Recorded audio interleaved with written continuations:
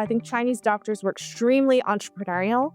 They were extremely savvy business people and attentive to the possibilities of reaching out beyond their community. Many of them hired English-speaking or Spanish-speaking, essentially receptionists, people who would do the kind of client-facing work. They partnered with white doctors. I mean, they were just really, they were not isolated. I mean, they were very well networked in a wider community.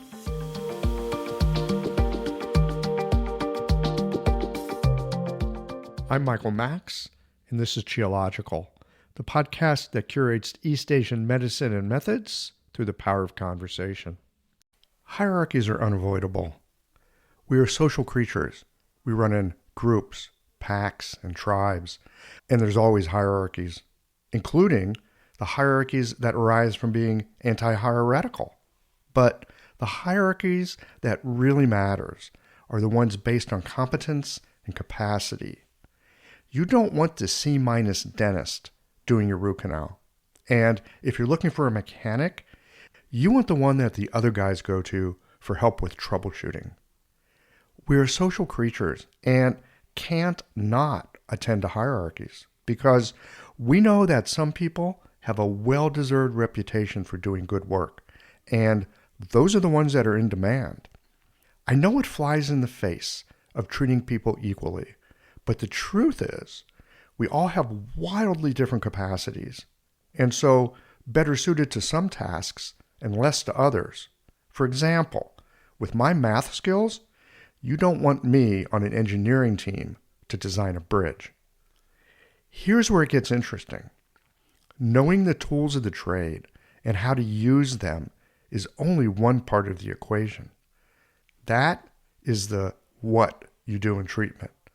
But there is also the how you are, the way your worldview, habits of perception, and preferences for action interact with those of your patient. For example, some people like to be given checklists, instructions, and told specific things to do. They will work well with practitioners who are directive. Others want to feel first like they're connected with their doctor, and so need a practitioner who's empathetically observant. What constitutes the, air quotes here, best practitioner, in part depends on raw technical skill and, in part, how well they navigate the oh-so-human domains of belonging, connection, and trust. Another aspect of being social creatures is that we're fixated and fascinated with status. All social groups have their emblems, dress code, and adornments that display their status. Oversized SUVs driven by soccer moms are no different from torn jeans, nose piercings, or Converse high tops. They demonstrate where somebody aspires to in their particular tribe. And when looking for help, people are looking to see if you have the right status symbols that they're comfortable with. So, depending on the crowd that you want to serve, that could mean a white coat or Birkenstocks and blue jeans. It could mean a fluorescently lit linoleum-floored office that feels medical or a groovy office that feels like a coffee shop. Again, in building a practice, it helps to display the symbols of status and belonging that will attract the kind of people that you want to take care of. Hierarchies are unavoidable.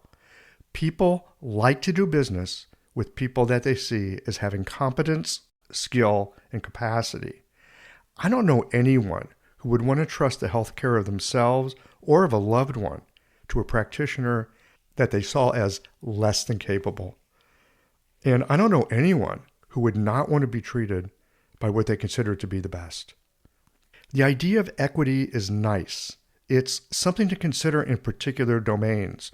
But when looking for help with a health issue, do expect that your patients will be looking for someone with status within the circle of their values and sense of belonging. Status and belonging, it certainly is a curious thing. I've had patients call my clinic to speak with Dr. Kong, and when they find out I'm not Asian, They stammer a quick excuse and continue in their search for a practitioner from Asia. No harm, no foul as far as I'm concerned. We all have our way of deciding who's qualified in our own eyes to do any particular job. These kinds of biases, they're real. And at another point in time, were a valid way to discern who might be qualified to practice Chinese medicine and who wasn't.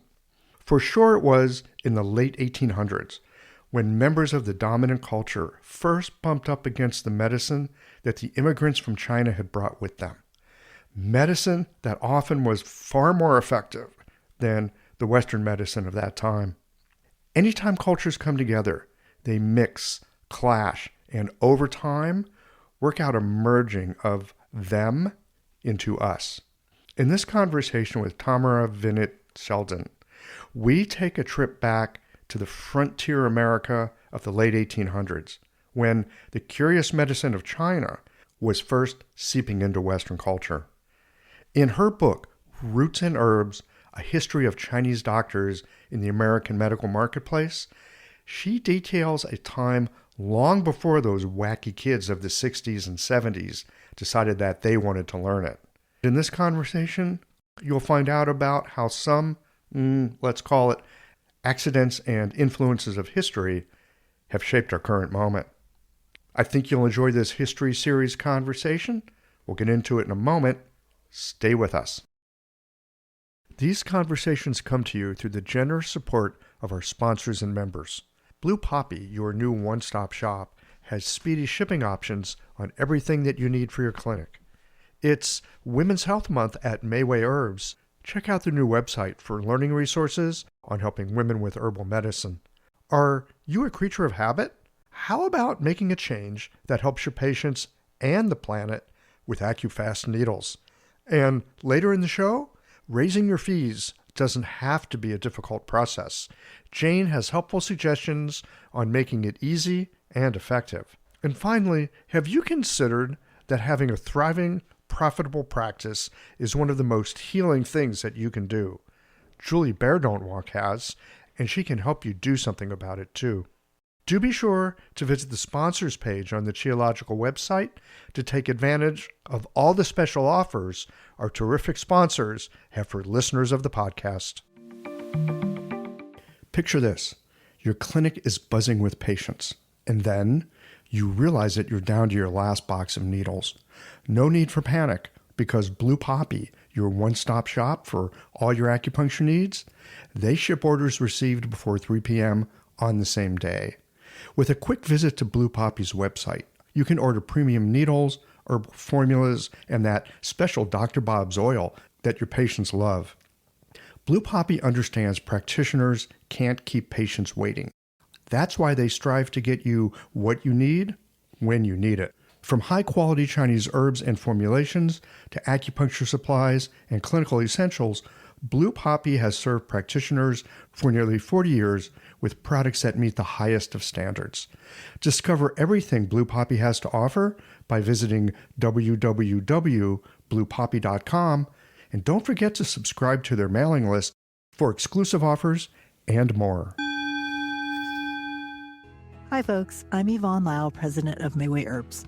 May is Women's Health Month, and as a women-owned and women-run business, we especially love how Chinese medicine can support wellness through every stage of a woman's life. So in this month's newsletter and podcast, we're covering topics like PMS, pregnancy, menopause, and osteoporosis. We'll share expert insights and effective treatment strategies you can put to good use in your clinic.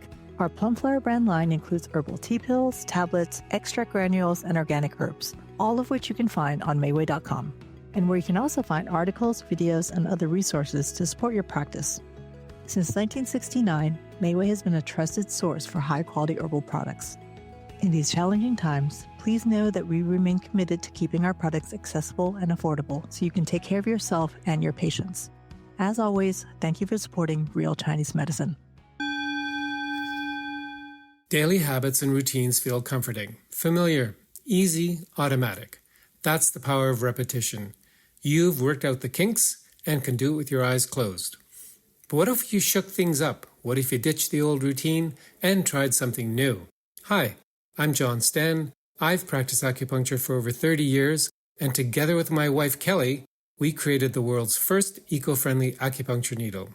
The AcuFast earth-friendly needle system cuts your packaging waste by 60 to 90%, depending upon your needle type, speeds up your needling, gives you more control, and best of all, while you're healing patients, we plant a tree for every 2 boxes your clinic uses.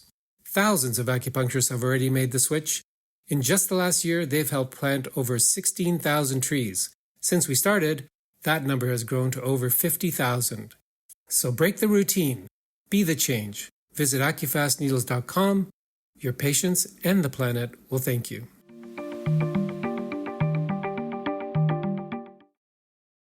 Tamara Venit-Shelton, welcome to Geological. Thank you. Thank you for having me. I'm really excited to have you here. You're not a practitioner. No. You're a different you're a different kind of critter. You're a historian. That's right. That's right. Historian. You know, us Chinese medicine practitioners, we kind of groove on the history of Chinese medicine. It's like a thing for us, right? You can like really feel connected to something that's been around. I wouldn't say any of us are historians, but we have kind of a thing for history. Sure. Yeah. I'm glad I have a job because of people who have a thing for history. It's great. So history, like what got you into history? What turned you on about that? What took you down that path? I think it really was being very interested in family history, and on both sides of my family, I have a immigrant stories.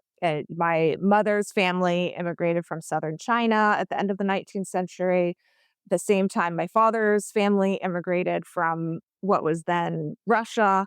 And I think I just always really loved the stories of those experiences and kind of learning about people who lived in the past.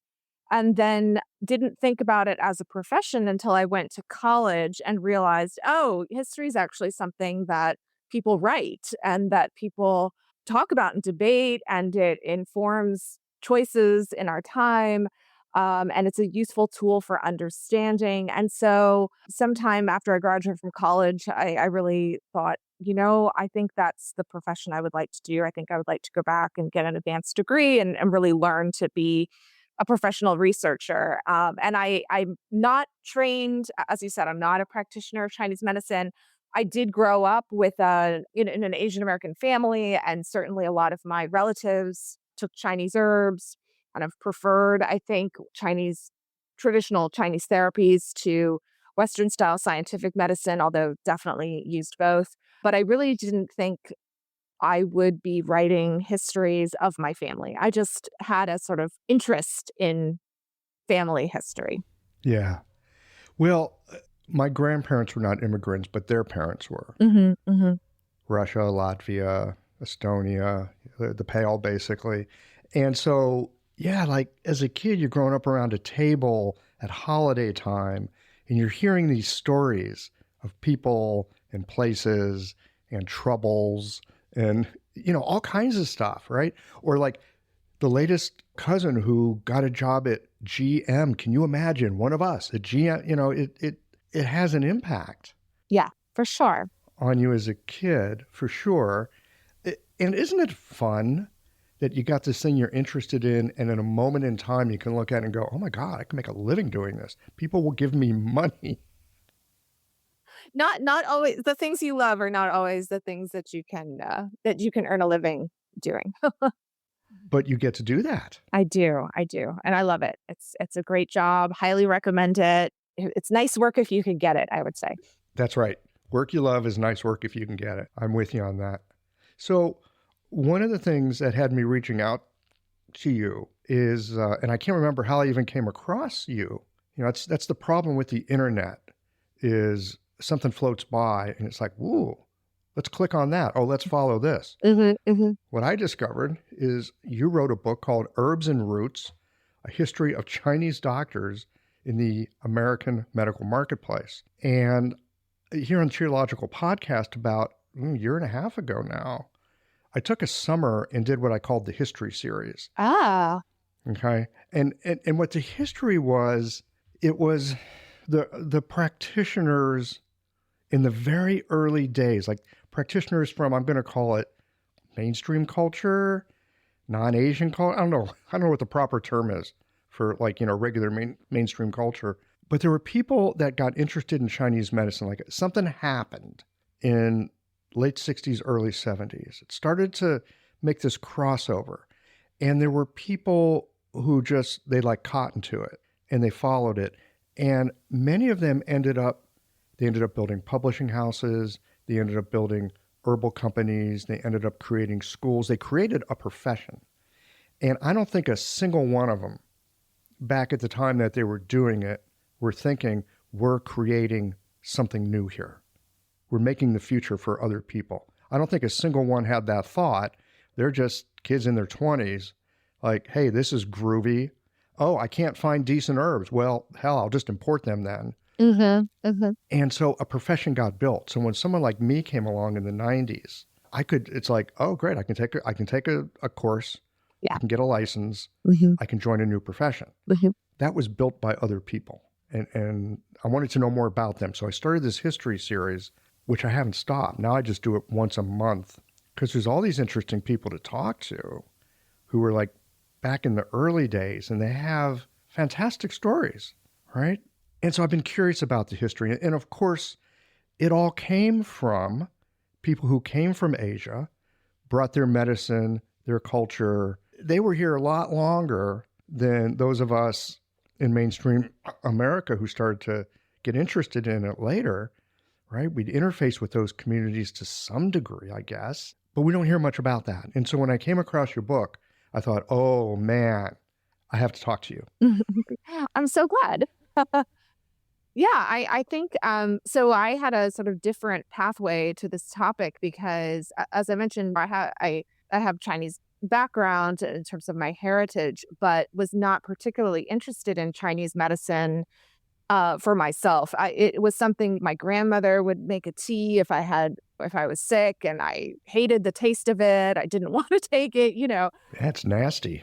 And I had maybe dabbled. I had some insomnia as a young person. I went to see an acupuncturist, decided it didn't work, so I didn't have a sort of big background and a lot of experience in traditional Chinese therapies. But then when I was living in Oregon, my first academic job out of graduate school was at Reed College in Oregon. And if you don't know, if you're an enthusiast of Chinese history or Chinese medicine history in the US, Oregon is a great place to go as a tourist because way out in Eastern Oregon, they've preserved a Chinese apothecary that was in operation from about 1888 to about 1948. So a really long period of time. It was run by the same man, a man named Inge, who immigrated to the United States as a young man in his 20s. He immigrated to prospect for gold, but he and his father, who he came with, decided they could make more money selling Chinese herbs mostly to Chinese immigrants. But what ended up happening is that gradually he developed a reputation for healing, and he served all of these people in Eastern Oregon and Idaho. He would do mail order service. He would travel by wagon. He had a very successful business. And then when he was very elderly, so when he was in his 80s and not able to work and live alone, he was living alone by that point. His nephew, who was also was an herbalist and acupuncturist in Portland, Oregon, came out to John Day, picked him up, took him to a nursing home in Portland where he lived out his days, and just locked the building. Just turned the key, closed the door, turned the key, and left everything that Inge had 60 years of experience inside this building. Just walked away. So then just walked away. And eventually the property reverted to the state, and the state went in there in the 70s, kind of around the bicentennial year. They had some money from the federal government to do commemoration work because of the bicentennial. And so the state went into this building, and it was like opening Tutankhamun's tomb. I mean, all of his prescription pads, jars, boxes, personal effects, correspondence, everything was there. And so they've done this marvelous job of turning it into a museum and an archive. You can go and visit. It's a state park. And you really learn a lot about not just Chinese immigrant life in Eastern Oregon, which is interesting in and of itself, but really what it was to practice medicine very, very far from other, sources of Chinese medicine, sources of information about Chinese medicine. One of my favorite things is to see his correspondence where he writes to other herbalists in Washington and California, all these sort of different Chinese immigrant communities in the West. And he's saying things like, I have a patient who's presenting with these types of symptoms. I don't know what to do. So he's getting advice from his kind of network. Oh my God. It's so wonderful to hear that. It's really neat. Because that's what we do today too. We like to think of these amazing practitioners like, oh, they had it all sussed out. Oh, no. But no, they were that's right. Learning on the job. And the thing about Chinese herbalists was that when they were in China, almost all of them were trained in family businesses, and they were trained to produce one proprietary remedy for one thing. And then they came to the United States and they were suddenly generalists. They were suddenly general practitioners. And so many of them would purchase these very kind of like manuals, right? So they could learn how to compound medicines with which they were not familiar. But they also wrote to one another and they exchanged knowledge, and they really did help each other out a lot. That's so interesting. I could see for sure how in China, where you'd have, look, it's been around a long time, there would be specialists, and especially families, like, okay, we got a secret proprietary thing here, works really well. This is our ballywhack, and we treat this or we treat that. And then some family down the street had something for something else. That makes sense. Yeah, then you end up on the American wild, wild West frontier. Mm-hmm. And they were doing it all, And you had to learn how to do it all. Mm-hmm.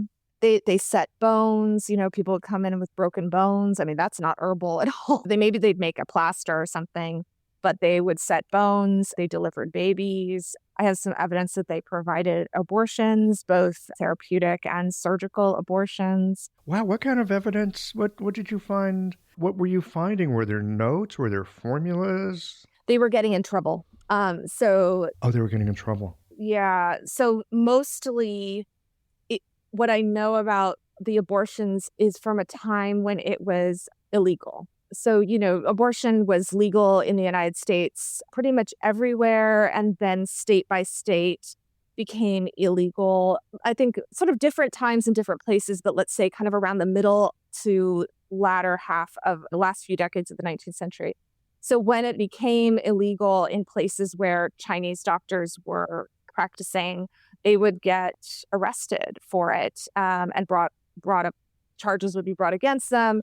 So it's not just abortion. A lot of what I know about them comes when they get arrested, and then there's this sort of peering into their practice and seeing what they're doing. And for many of them, abortion was not sort of the number one thing that they did, but there seemed to have been enough of them that were, they were in the Chinese culture. Abortion was considered to be protective of maternal health, and so there was not a culture of feeling as though it was a crime or feeling as though it was somehow inconsistent with the tenets and practices of their therapies. So I think they did it when they had to. I don't think it was something unusual or shameful for them.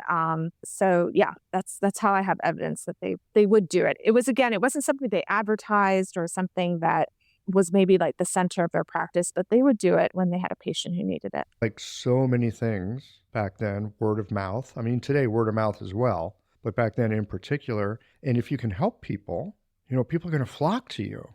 Yeah. Well, they didn't have that great of healthcare out in John Day in the 1800s. Oh, no. They definitely these frontier communities, right? You find a lot of Chinese practitioners will get a reputation if there's an epidemic, for example. So there's a very famous Chinese practitioner, a family of Chinese practitioners in Idaho. And they first appear in the written record when there was an influenza an influenza epidemic in a mining town outside of Boise, Idaho. And no one is able to treat it except for this Chinese practitioner who was really there to prospect for gold. I mean, he was not there to practice medicine, but he got a reputation. It allowed him to build a business. He moved to Boise. His sons and his nephews carried on his business. I mean, this is a family. I was in Boise not too long ago to give a talk, and folks know this family. I mean, even though the family has subsequently moved away, they've retired the business, they've closed down. I mean, people in Boise still know members of this family and still had sought them out for treatment. So this is exactly how a reputation builds. It's the proof is in the pudding, right? The proof is the efficacy of the treatment. Mm-hmm. For sure. Isn't that it? What a funny story. Like, you head somewhere, I'm going to prospect for gold. I'm going to this land of plenty. The streets are paved in gold. Well, maybe they're not paved in gold, but you can find it in the ground. Mm-hmm. And people get sick. And your buddies get sick, and you're like, well, I know what to do about that. That's just you're a Chinese person. It's kind of folk remedy for you. Well, my grandma used to give us this. Oh, look, they have some ma huang here. How lucky for us. Right. Or they brought it over with them. Or we out west, we have an invasive tree, ailanthus, tree of life. And it was propagated by Chinese miners who were growing it to pick the leaves and steep them in a tea and do all sorts of sort of healing and preventative medicine with it. But it's invasive, so it's everywhere. I can see one from my office. Now, what herb it? Ailanthus. What herb is this? I'm not familiar with it. I'm trying to think what the common is. Do you know the Chinese name? No, we call it the tree of life. Oh, it must be a good tree of life. Yeah. Gosh, sorry, it's flown out of my head. You know, it's the same tree as the story. You know, the tree grows in Brooklyn. Have you heard of that story? I have, but I've never read it. It's the same species of tree as the tree. Okay. In Brooklyn. Gosh, why is this not coming back to me? Sorry, it's not even early in the morning. I can't blame it on being early in the morning. That's okay. You're a historian, not a doctor. Ailanthus is the Latin genus. Now, how do they get herbs from like China to Boise or John Day? I mean, these places are a little bit remote. Even now, they're like way out there. Oh, yeah. So there were wholesalers in southern China who had a nice business shipping herbs, usually to San Francisco. And then there were wholesale companies in San Francisco who would receive it and take their cut and then ship it by post to these remote areas. And it would sometimes come infested with bugs. It would sometimes come rotten, right? You know, it got water damage. But there was a very thriving, from a very early period, from about the 1860s on, mostly like most robustly starting in the 1870s. But from a very early period, there were wholesale companies that specialized in Chinese products, including herbs. And then Chinese doctors were also propagating their own. As I mentioned, they're planting ginkgo, they're planting like different kinds of plants that they knew had medicinal properties. And then the thing that I was not expecting to find, because I was told I would not find it, is that they were substituting. So when I started working on this project, because I did not know a lot about Chinese medicine, I was working with folks at the Oregon College of Oriental Medicine and kind of getting help with translations, getting help with just learning a lot about kind of contemporary practices of different Chinese therapies, like mostly herbalism, because that was really what I was interested in, and also acupuncture and moxibustion, that kind of stuff. But then what they told me is that I would not find substitutions because with herbal remedies, everything is so specific in the way things are procured, the season, the moon, exactly the type of plant, like that everything has to be done with this level of specificity that there couldn't possibly be substitutions. And then I did start to notice that people were doing things like swapping out animal species. So if they couldn't get a certain type of snake, they would just use a snake that they found locally, that kind of their neighbors, both white neighbors, so non-Chinese neighbors and Chinese neighbors would come in and say, I found this frog, I'd like to sell it to you. And it's not the same type of frog that they might have processed in China, but well, it's there. They were experimenting with different types of medicines that they encountered, indigenous medicines that they were encountering. So there's a lot of, I would say, improvisation because, as you said, Oh, yes. there just wasn't always a ready supply of what they needed, or maybe they tried to procure it, and because of the distance, it came and it was rotten. During the Depression in the 1930s, because of the war in China with Japan, and then when World War II broke out in the 40s, they could almost get nothing. The supply lines were completely cut off. Then there was an embargo against communist China. So there's a lot of moments in the history of Chinese medicine in the US where it was not possible to source ingredients for these herbal compounds from China. And I have a great story. I don't think I put it in the book because the person asked me not to. I'm going to anonymize his name. He was the son of an herbalist back in China, and he came to the United States to go to college. I won't say what he studied. He came to the United States to go to college, not related to medicine. And then he realized he was going to Chinatown to eat and to talk to other Chinese people, right? Just for socialization. And he started talking to all these herbalists who were saying, I can't get my supplies. I can't, first the war, now this embargo, I can't stock my store. And so he had his dad mail to him in his dorm room care packages. And when they were under 20 pounds, it wasn't embargoed. And so he ran basically out of his dorm. He ran a smuggling operation, very small scale. Small scale, fly under the radar. Yeah, but that's how he kind of earned some pocket money. And I don't think he paid his tuition, but he certainly earned some extra money during college selling herbs from his dad's store back home to this local Chinatown herbalist. That's a great story. Yeah, and then he became an acupuncturist. Actually, he stayed in the U.S. He became an acupuncturist. It's hard to avoid your fate. Yeah, family business, right? I mean, it's. You use the word improvisation to describe what these doctors were doing, and as a practitioner of Chinese medicine, I would say the medicine is inherently improvisational. There are principles, there are some guidelines, but everybody's different, and everybody's different in different ways. And people can walk in with the same complaint, but the reason they have that problem can be wildly, wildly different. And so to practice this medicine, you're already kind of playing jazz all the time. And so it makes sense to me that you would look to your local environment for the materials that you need when you're cut off from the ones you want. And yeah, look, if you can get the right baishao from the right mountain, and I forget which province, that's the best. But if you need baishao, if you need some peony, any dang peony will do. And the one out in your yard is probably better than nothing, right? Well, at least it's not rotten or infested with worms or... This episode is brought to you by Jane, the clinic management software that honestly just makes running a practice easier. Let's dive into something that's never easy, but sometimes necessary: raising your fees. It can feel awkward, right? But here's a tip that can really help.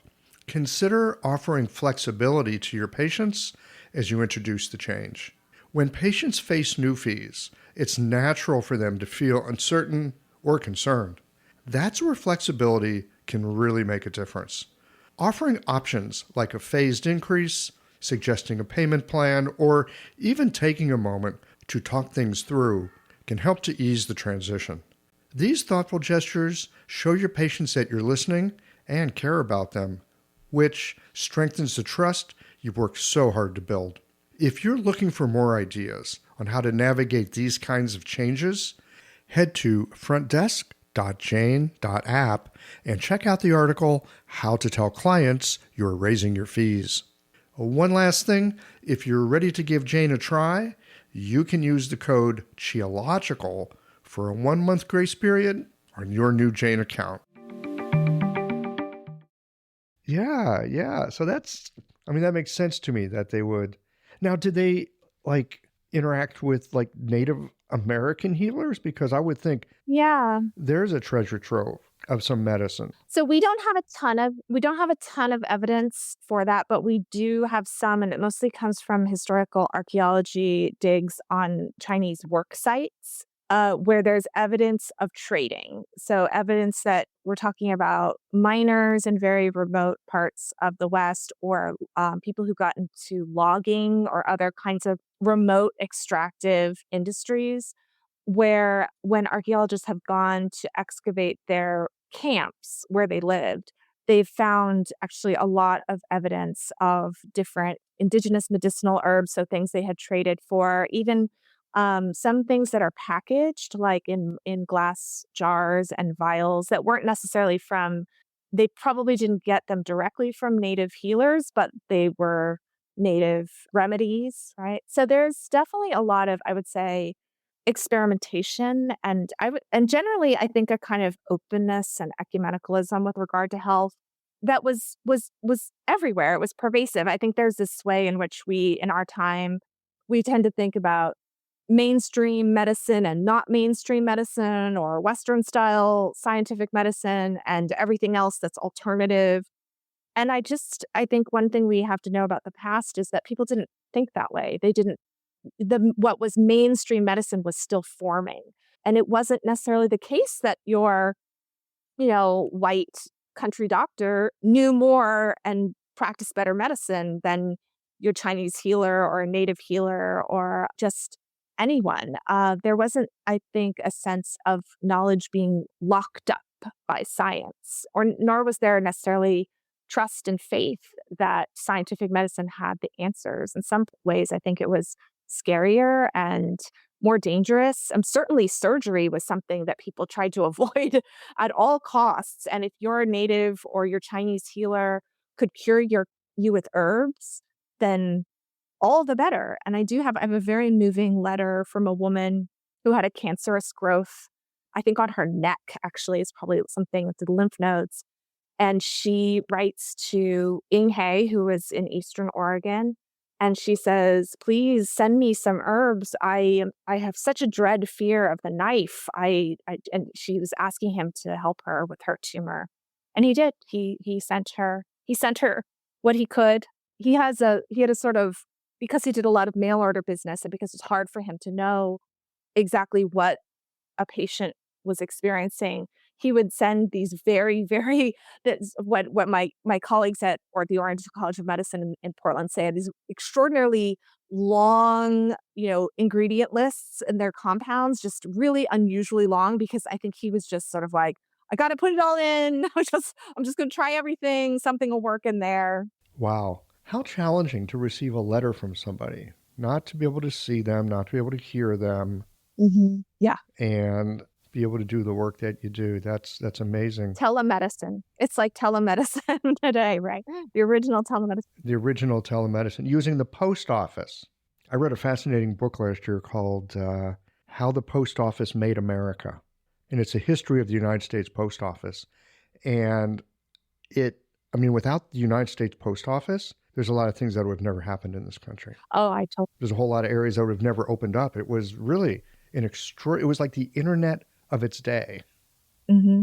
Totally. And people wrote letters constantly, right? I mean, that was their way of staying in touch with family. And 19th century Americans were on the move. They're very, very mobile people.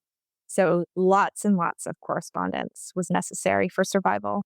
I don't think about that. 19th century Americans were really on the move. I hear you say it, and I think back on what little history I know, and it's like, oh, I think you're right. We had railroads and westward expansion, all kinds of stuff. Yeah. Wagon trains, freighting. Yeah. Mm-hmm. Yeah. People think about the past like it's some, I don't know, maybe that people were stuck or whatever, that they just did things in the old ways. But 19th century Americans were really very optimistic, and they were forward-looking people and risk takers. And so there's just a lot of movement in the 19th century. And, Chinese immigrants are part of that story too. I mean, talk about moving great distances and taking risks. I mean, that was something that was very much ingrained in their culture. Yeah. How did it go between the white culture and these Chinese doctors? I mean, for sure, some people were reaching out for help. Yes. Yeah. Mm-hmm. and getting it. So there's that. I suspect there might be some Western doctors that were a little bit miffed that they were losing some business. Oh, entirely. And again, this gets back to this question of how do I know the things I know about Chinese doctors? Because they were in trouble. And it's because they were in trouble. Yeah. And because white doctors were miffed, as you said. So Chinese doctors, so the earliest evidence I have of a practitioner of Chinese medicine, I don't know if he's actually Chinese or not, in the United States was 1800, and he was in Harrisburg, Pennsylvania. Then things went kind of quiet for a while, and I don't see... Oh, hang on a second. Oh, yeah. Harrisburg, Pennsylvania. Yeah. Like, who is this person and how the hell did they get there? I don't know. I mean, and this is kind of one of the mysteries that I have not yet been able to solve. So I have evidence of a man who calls himself John Howard, practicing Chinese medicine, practicing herbalism in Harrisburg and then Carlisle, Pennsylvania. So he moved around a little bit. So there were, at this point, there had been Chinese people in the United States. They were mostly sailors. They were domestic servants, maybe some people coming via missionary routes. So people coming because they'd been Christianized in China and they were coming to the U.S. with churches. Not very many. And he's the only one I found who his advertisements say he's coming directly from Canton, or what you call now Guangdong. And he sets up shop in his apartment. I know he was renting an apartment over a tavern for a few years and selling herbs. He was successful enough to get some attention, and not necessarily negative attention. Actually, people were saying good things about him. They were calling him the Chinese Galen. So he was doing something well. And then he kind of for me, he disappears from the record. So I wasn't able to figure out where he went. I actually also am not 100% sure he was Chinese. They call him a Chinese Galen, but that could also sort of mean that the medicine he was practicing was Chinese as opposed to Galenic medicine. There's some ambiguity in the way that he's described in the sources, but he certainly could have been Chinese and was just using a name that was easy for his English-speaking clientele to pronounce. Yep, that's a good business move. Yeah, smart business move. So, like I said, he kind of appears and disappears in the record. And then there aren't other Chinese doctors until the 1850s. But when mass immigration from China began in the 1850s, there were tons. And they very quickly figured out that if they could put an English language sign out on their door, they could attract non-Chinese customers. So I have records of advertisements in English and then in Spanish too in the West. Of course. Very, very early on, like much earlier than you would think. I think Chinese doctors were extremely entrepreneurial. They were extremely savvy business people and attentive to the possibilities of reaching out beyond their community. Many of them hired English-speaking or Spanish-speaking, essentially receptionists, people who would do the kind of client-facing work. They partnered with white doctors. I mean, they were just really, they were not isolated. I mean, they were very well networked in a wider community. And as you said, I mean, white doctors did get miffed. There were plenty of white doctors who did not welcome that competition. There were plenty of white doctors who deliberately sought out means of persecuting, committing violence, trying to drive Chinese practitioners out of business. And that's really why I have so many records of them, that they were objects of curiosity, but they were also objects of legal scrutiny. Yes, and sought after because of their effectiveness. Oh, yeah. And their white patients would stand up in court and say, no one was able to cure me except this man, Li Po Tai. Like, you cannot put him in jail. He saved my life. I mean, there's really quite moving testimony from white patients, especially women, actually. And this is something I write about in the book, that for women, Chinese doctors, I think, were especially sought after and useful because at this time, gynecology and obstetrics was so invasive, right? It was, if you had a prolapsed uterus, the solution for it in Western style scientific medicine was surgical. It was, and this was a time when surgery was still more likely to kill you and not. And so women would go to Chinese doctors for all sorts of gynecological conditions, cancers, prolapsed uteruses, right, complications with childbirth, and they would get a non-invasive treatment. Chinese doctors also really provided them with a level of anonymity. So many Chinese doctors at this time specialized in venereal diseases, and women would get venereal diseases from their husbands, and they would go to a Chinese doctor and they would have herbs to treat the symptoms. And, it was, I think, for this testimony I have that comes from women is really actually extraordinarily moving, because these are people who feel like they have no options with their white doctors, their white male doctors, and that Chinese doctors really did provide them with a kind of safe haven. I can see the safe haven part, especially in that day and time. Oh, yeah. Mm-hmm. Right. The other piece about Chinese medicine for gynecological issues, women's health issues, it's a dang treasure house. Uh-huh. When I first went to Chinese medicine school, I was so curious why my teachers were always so inquisitive about a woman's period. Mm-hmm. Mm-hmm. And if there's any sort of abnormalities there, then they wanted to straighten that out. It was a real head scratcher to me at first, like what? Like what? Like why? Well, later, of course, you find out why. And beyond that, there's so much in the Chinese pharmacopoeia and with acupuncture methods that will dramatically change women's periods. Now, granted, these days, we've got some surgeries that are fabulous. There's synthetic birth control hormones, which can control many things, but it doesn't get to the root of the problem. Chinese medicine still gets to that. Yeah, and one person I interviewed who is she teaches at an American medical college, but she's responsible for their curriculum on complementary, alternative, and integrative medicine, says that for fertility treatments, that acupuncture has been shown to increase the likelihood of implantation of embryos. I mean, I think there's so much yet to be discovered, but certainly there's a very long history of Chinese medicine being attentive to like all these different phases of women's health, right? Exactly. And Chinese medicine recognizes these different phases of women's health, recognized it far before Western doctors began to recognize it. Yeah. Yes.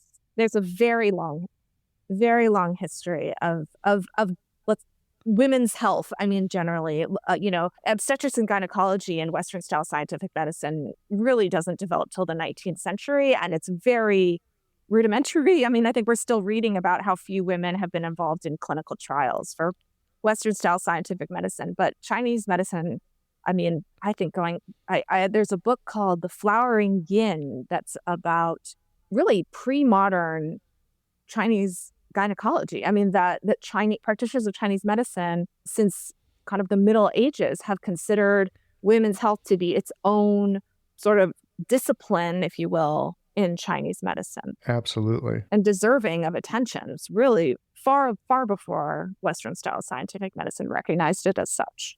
I would go so far as to say that the Chinese culture has, and again, there's plenty of evidence against this, foot binding in ways that women have been subjugated. But at the same time, there's been a view of women, motherhood, the health of women as an important part of the community. That goes deep, deep into Chinese culture. Well, yeah, that's Confucian, right? I mean, that goes back to sort of the centrality of the family and Confucian philosophy, right? And so, yeah, I think totally it is. It's interesting how a different kind of orientation toward womanhood and the family leads to very different kinds of medical knowledge systems and medical practices, right? It all flows together. It's fascinating. Yeah. So we got these docs, late 1800s. What comes later? After Ing He and his ilk, Yeah, its generation. Yeah. Mm-hmm. Cohort of practitioners. What happens to it then? I think, as I mentioned, the Great Depression, the wars in Asia, that would be the war with Japan, and then it sort of flows into World War II, then the fall of the Republic and the rise of communism, China.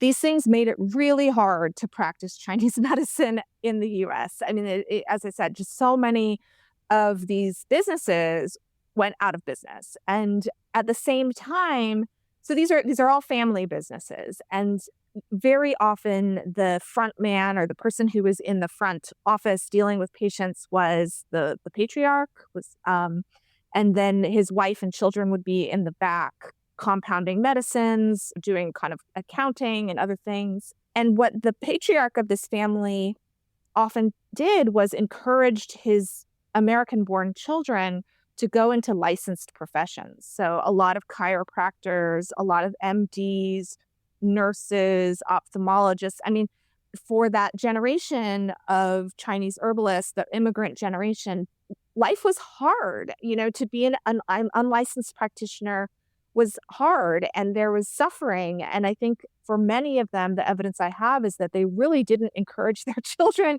to take up that lifestyle. And so there is a sort of lost generation there, I would say. And then businesses that fail because the patriarch dies and there's really no one to carry on the business. But what happens in the 70s, and you alluded to it at the beginning of this podcast, what happens in the 70s with Nixon and Kissinger and the opening of China is that there was not just renewed interest in Chinese culture and Chinese history and Chinese medicine, but also these opening up of pathways for knowledge, for materia medica, for training. And so in the 70s, there's a whole generation of American students of all races, right, all cultures, all heritages, who will either go to China or go to East and Southeast Asia to be trained, or will invite practitioners of Chinese medicine to the United States to train students there. And acupuncture is really the main interest of that era. And there are reasons for that have to do with Chairman Mao and the way that acupuncture was part of an arsenal of public health practices that he revived during his regime. Acupuncture was not something, acupuncture obviously is a very, very old modality, very ancient modality, but in the period that I study, which is really the 19th century and the first half of the 20th century, Chinese herbalists were not trained as acupuncturists. Many of them were aware of it, and I have some evidence that some of them dabbled in it, but it was in 19th century China illegal in the capital. It was considered illegal. Acupuncture was illegal in the capital. Yeah, the emperor banned it. This Qing emperor banned it because, so acupuncture, we all think we have an idea of acupuncture, those tiny, like hollow core needles, right? Those could not be produced until the Industrial Revolution. No. That came later. So I don't know if you have or have seen old acupuncture sets, but they look like tiny scalpels and tiny knives. And so it was street surgery. And now I think when you go to acupuncture, if you're bleeding at the end of acupuncture, someone's done something wrong, right? But at that point, opening up a channel, letting some qi flow, right, was considered to be part of the process. So the emperor banned it for some time in the 19th century because it was, he thought an assassin might pose as an acupuncturist with the scalpels and knives and come after the emperor's family. So consequently, it was just not very well studied, and it wasn't considered to be something that kind of classy people did. And herbalists who immigrated to the U.S. were of a class and of a status that they didn't really dabble in acupuncture. So it's all to say there is evidence of people with acupuncture sets. I don't have evidence from prior to 1970 of a lot of acupuncture services, but certainly there was awareness, there was a sort of knowledge of what it was. And then after Nixon reopened China, in the early 70s, that is when I think this sort of exuberance about acupuncture really took off. And it was something that the Chinese government, the communist government, really promoted. They wanted Americans to come to China to witness acupuncture acupuncture analgesia, acupuncture anesthesia. They really, really, in a concentrated effort, sold acupuncture to the West. And there was an appetite for it. Yeah, there was a big appetite for it. Imagine this. A patient walks into your clinic. They're carrying more than the pain in their body. There's a story there. A history woven with the stress of long days, the ache of things unsaid, and the quiet longing for something to shift. You listen, not just with your ears, but with your hands, your intuition, your heart. It's not just about needles or a formula. It's about connection. Understanding the threads that tie us together, mind, body, and spirit. That is where golden flower Chinese herbs comes in. Rooted in tradition and crafted with care, their formulas are more than herbs. They're a bridge between ancient wisdom and modern practice. Every bottle, a quiet partner in your work, helping you to meet your patients where they are. Because healing isn't just about treating symptoms. It's about creating trust, cultivating belonging, and helping someone feel truly seen. Golden Flower Chinese Herbs, your partner in practice and connection, where tradition meets care. That's interesting. I hadn't thought about them trying to sell it to the West. I get it that well-trained herbalists would see themselves above like street doctors. Think about acupuncture as street medicine is funny to me, but I can see it. I mean, I lived in Beijing for a while, and sometimes this was back in the early part of the century, and there were like guys that would do cupping on the street with like the weirdest damn stuff, like plastic bottles and things. I mean, it was wild, right? There's definitely street medicine. If you go to like some of the marketplaces too, there'd be like street medicine people that would work on your teeth. Oh, yeah, no doubt. I mean, there's all kinds of stuff, right? Yeah, well, life is really lived outdoors there in a lot of ways. Life is lived out systems that we had and that increasingly they have. So I can see acupuncture as a street medicine, and, it's a little bit punk rock that way. I kind of, in a way, I kind of like it. I can see it. Here's another piece about like why you might be skeptical of acupuncture. For the same reason you'd be skeptical of surgery, you're going to open the skin in some way with something that might make you sicker than you were before it happened. Yeah, and that was the real problem with surgery. I mean, the uncontrolled bleeding aside, right? I mean, the main risk was infection. They didn't have antibiotics. They barely had antiseptics. Yeah. Yep. If they even had the concept of antiseptic. Yeah, I mean, I think that let's say by about the 1870s, there's widespread understanding that you need to somehow contain the spread of disease, but not a lot of ability to do it. I mean, they're sort of the earliest antiseptics aren't really available to the beginning of the 20th century, but there are sort of different processes by which people are thinking about, well, what if we wash our tools or we wash our hands, right? So there's sort of an idea, I think, of being more cleanly.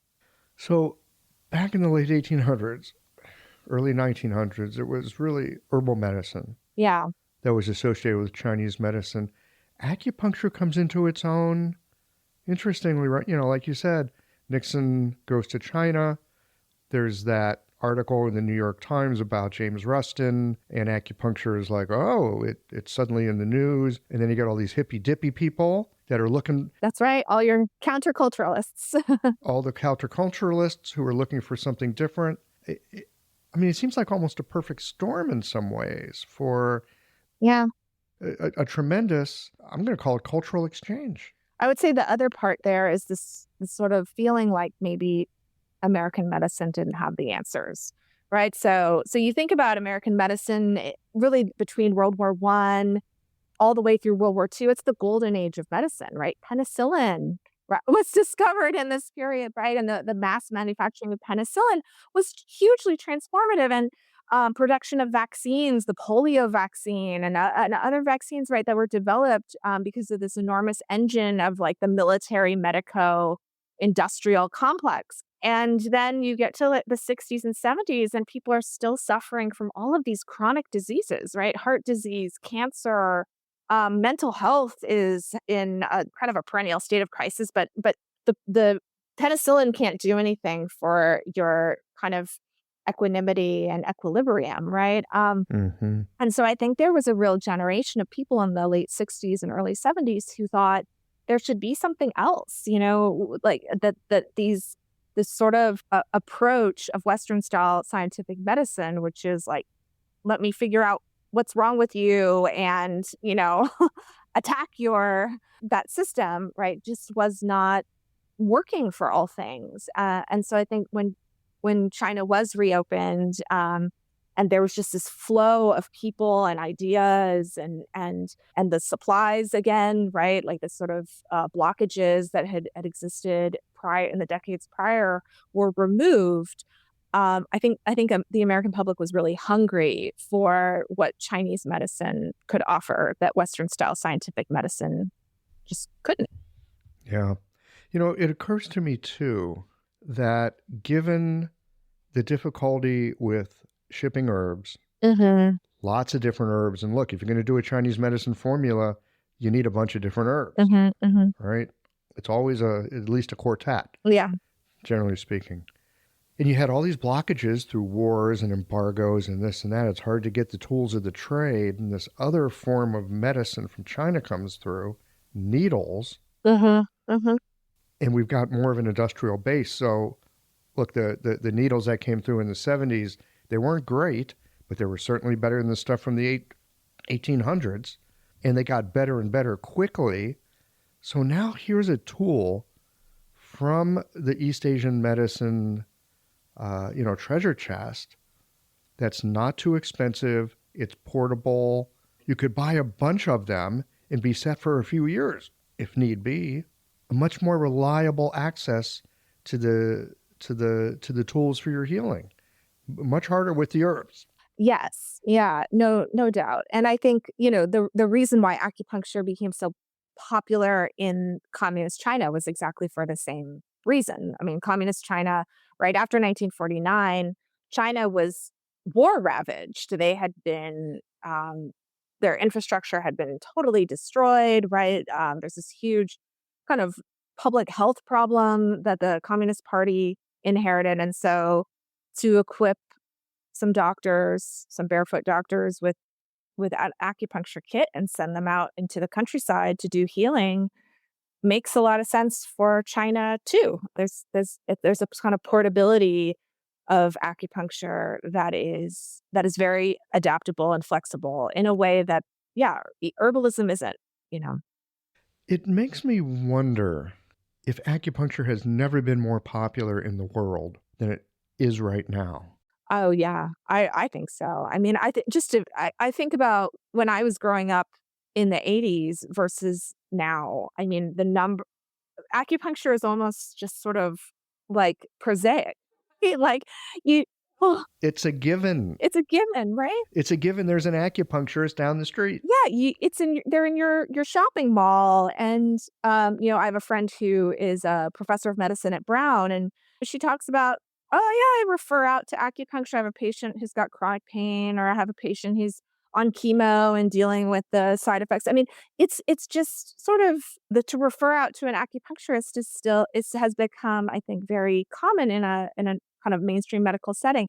I mean, insurance, I think, is still not caught up, right? So this is the sort of coverage of acupuncture through the most conventional forms of insurance, I think, is still pretty spotty. But in terms of like public awareness and knowledge, it has to be the Chinese modality that the ordinary person, the average person, is most familiar with. People might not even realize that it's Chinese at this point, right? Well, look, there's whole forms of treatment these days, like dry needling, which essentially is acupuncture. It's Ashir acupuncture, but they've taken it and rebranded it away from being acupuncture. Yeah, interesting. So, yes, it's finding inroads all over the place, not just Chinese medicine practitioners. I live in the state of Missouri. Chiropractors have been doing acupuncture here for a long time. Mm-hmm, mm-hmm, mm-hmm. Yeah. So it's found its way into, allied professions. And when you think about it, I can't think of a place throughout the developed world that doesn't have some kind of acupuncture training and some kind of acupuncture presence. Yeah, I think acupuncture is truly global. It's gone global, and that's really in the last 50 years. Yes.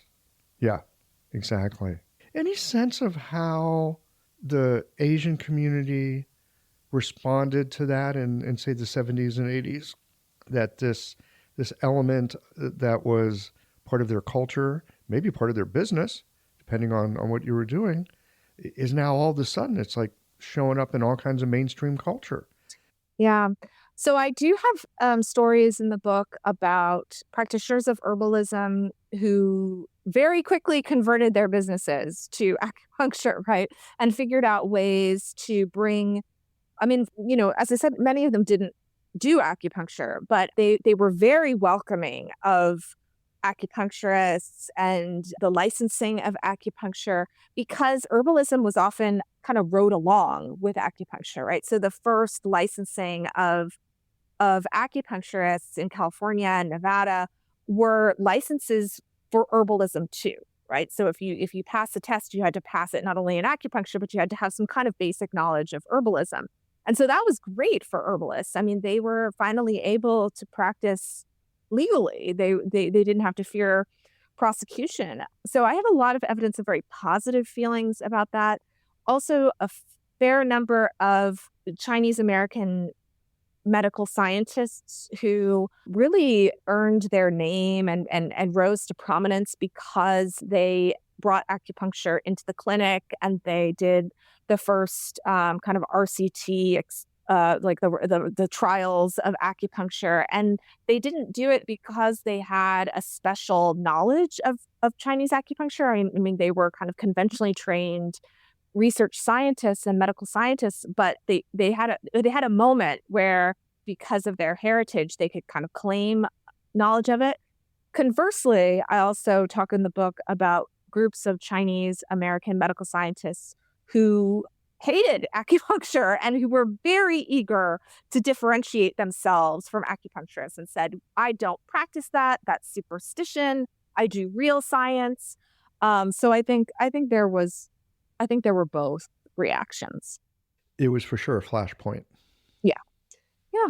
I mean, I think it probably remains somewhat controversial, or although maybe less so. I think there are still, so one person I worked with on this book and who is featured at the end, who has had a very long career at UCLA and in the medical school there. And he really, I think, still feels like he fights something of an uphill battle to be considered an equal partner with MDs. I mean, he has an MD, but to have Chinese therapies be considered truly integrated into mainstream medical care, as opposed to sort of the medicine of last resort, or the thing that you might do in a clinic that has a large Asian population, but you don't do it in your main hospital. I think he would probably say that it's still somewhat of an uphill battle to have Chinese therapies recognized as co-equal in a kind of treatment plan. Yeah. Well, on the flip side of that, it's only been about 50 years. Yeah. Maybe in the next 50, maybe there's a different story in the next 50. Yeah. It's only been 50 years. It takes time for cultures to change. I mean, I didn't grow up with acupuncture. I heard about it later. I was working at the Pike Place Market in like the late 70s, early 80s on the day tables, a bunch of hippies, artisans. And I had these friends that went up to Beacon Hill to see Dr. Leo, I can't remember. But they'd come back. It was mainly women that went, and guess what they went for? Oh, periods. Yeah. Mm-hmm, mm-hmm. Usually women's health issues, right? And they come back with these needles in their ear, these little intradermals, and bags of horrible herbs. And it was this guy who had an herb shop up there, and he did a little bit of acupuncture. Yeah. Clearly, specialty in women's health. Mm-hmm, mm-hmm. I remember going to see him for an issue that I had, and he basically didn't even treat me. He just said, here, do this he gave me some pressure point thing. Said, do this and you'll be fine. I thought, man, I just wasted my money. He didn't do anything, right? Yeah. But so, yeah, a lot of folks have an idea that it's still like that, maybe. But for me, it was that was my first exposure to something beyond Western medicine. And eventually I followed it as something that I wanted to do. But it just makes me realize how long it takes cultures to change. Because, I mean, in my family, if you were sick, we got chicken soup. You know, in my culture, that's what you did, and that's helpful. The Chinese eat soup too, right? Of course. Yeah, of course. Your food is your medicine. Your food is your medicine. But, you know, like these days, there's kids like my kid, when she was sick as a kid, she got acupuncture. Mm-hmm, mm-hmm. It's not weird for her. It's not strange. It's not out of the ordinary. It's always been there. And so I think it just takes a little time for these things to find their way into the mainstream. And, you know, look, Western, or not Western medicine, our conventional medicine system also has a tremendous amount of problems. And I'm not calling them down. I'm not trying to say Chinese medicine's better. I'm not saying that. I'm saying it's a system that has problems. And so to be able to have a system that can stand sort of on the side and maybe catch what that other system is not capable of catching, that's maybe not a bad thing. I don't think it's a bad thing at all. I think it's actually the story of American medicine always. That there were always these many different medical knowledge systems that circulated and that American patient consumers always sampled very freely from the buffet. I think there's a sort of fiction that, you know, mainstream medical science has propagated and profited from, that says that there's sort of Western medical science on top, right? Closest to truth, and everyone else below that, right? I think, you know, I'm a social historian, and so I think a lot about the way people actually lived in the past. And I think the way people actually sought healers in the past was far more variable and diverse than maybe the story we have in mind. Would it maybe be fair to say that people were more open-minded about their medical treatment 120 years ago than they are today? Oh, yeah. I think people 120 years ago really believed whatever worked. There was not a sort of sense of this one medical knowledge system has the answers, this other one doesn't. They wanted to be well, so they would do it. They would go where they needed to go and take what they needed to take and try to avoid surgery. That was sort of it. Yeah, that's great. Well, Tamara, thank you for your time today. And oh, this was fun. Thank you. This was really fun. It is fun. I mean, the history is super interesting.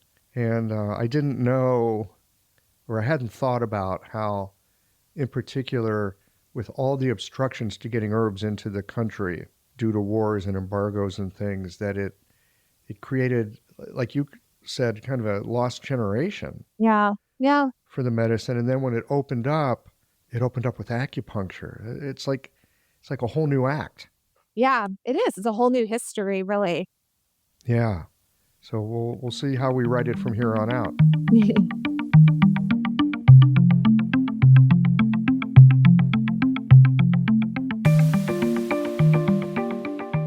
It was fun having a professor of history for a conversation in the history series portion of the podcast.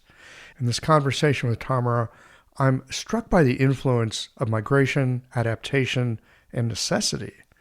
Chinese medicine was carried by individuals into the American West, who then had to improvise, adjust, and find ways to make their medicine work in a whole new world. One of the things that stood out was the resourcefulness of these early practitioners. Even as they were cut off from direct supply chains, had to navigate legal battles, and often faced some pretty severe prejudice, they found ways to keep the medicine both alive and growing. Tamara's insights also shed light on how Chinese medicine wasn't just preserved, it evolved. If there's one takeaway from this conversation, it's that medicine is never static. It moves, it adapts, and it's carried forward by those who have had the flame of understanding come alive in them in this particular unfolding moment of history. Well, here we are at the end of this episode. If you've listened up to this point, you're either a rabid fan of Qiological or the forward button on your podcast player stopped working. If you are indeed a fan of the podcast, you can help us to bring new episodes to our community of practitioners by supporting us with a membership or a one-time contribution. Details, of course, are on the website. That's it for today, friends. Join us again next Tuesday for another thoughtful episode of Qiological.